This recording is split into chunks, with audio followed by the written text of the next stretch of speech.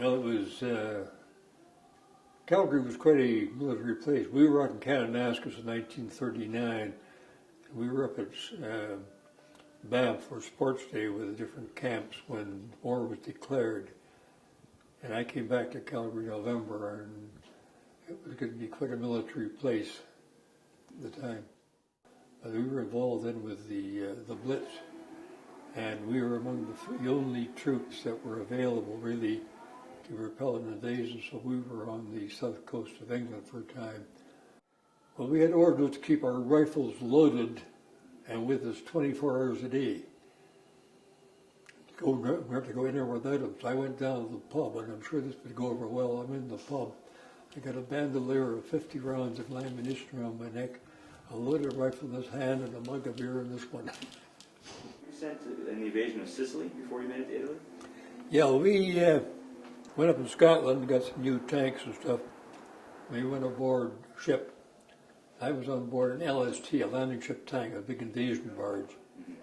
And it took us 21 days to sail down past France, Portugal, straight to Gibraltar into the beaches of Sicily. We landed at Pechino.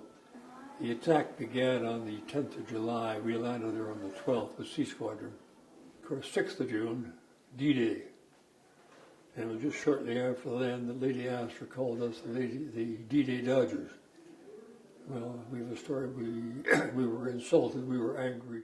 Now I put in 6 birthdays, 6 Christmases away from home. The other one I really remember, I left Calgary, I was 19. I landed in Marseille, France on my 25th birthday. And then for a brief 2 weeks, beautiful, we were billeted with Belgian civilians. And the first time in over a year and a half, I slept in a house, in a bed, with white sheets, with pillows, indoor plumbing, all the rest of it. Beautiful. The Army had started sending men home who had been home over there 5 years and more.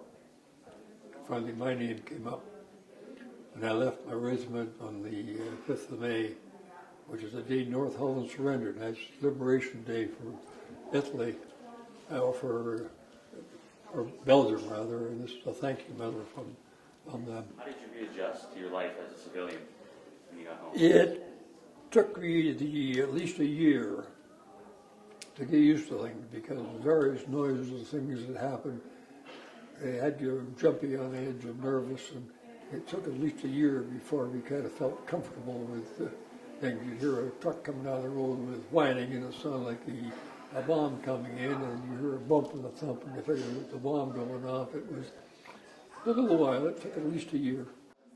He was an engineer. I decided to volunteer for them, and I've been volunteering for the past 14 years here on a regular basis. We honor, as I remember my friends, I lost friends over there, and got to pay our respect to them. And we got a beautiful museum here, and it's been expanded. And I do like taking people around and answering their questions and telling stories. And you recently, I read that you participated with the Memory Project. The Memory Project, yes. Yeah. I don't know how I got involved, but I have done several schools and whatnot. I did 2 this year. And we had a meeting there, Memory Project, down in the Peter Lougheed house. That was kind of interesting in that there was a soldier, a veteran, sitting at the table, and I walked over and spoke to him, and it turned out that he was a member of the Edmonton Regiment too in 1939. Got talking, and we were on the same boat going to England, but we didn't remember how to met each other because there's a number of people. But then I asked him, I said, how old are you? I got quite a shock. He said, 104. Made me feel like a real youngster. Well, just recently when I was talking to a group around there, I said, yes, I got a lot more stories I could tell you. And this little guy piped up, yes, and we'd love to hear them. It made a good feeling. We'd love to hear them that they remember.